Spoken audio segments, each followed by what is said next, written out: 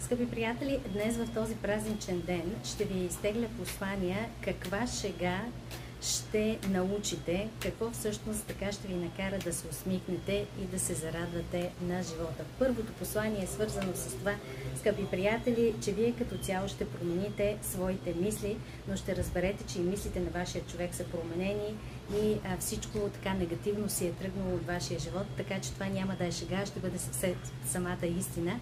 Второто послание ще бъде свързано, скъпи приятели, с това, че ще се променят отново вашите мисли, вашето мнение за любовта и някакси всичко, което ви е спирало да имате романса, да имате така любовта във вашия живот си отива, тъй като някаква интересна мисъл ще ви накара да се усмихнете и да промените своето становище.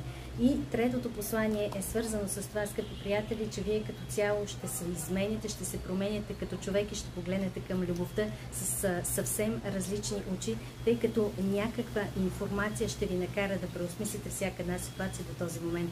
Сега ви пожелавам да се усмихвате днес, да се радвате на живота. Приемете от тази енергия, която ви давам и наистина създайте чудесата във вашия живот.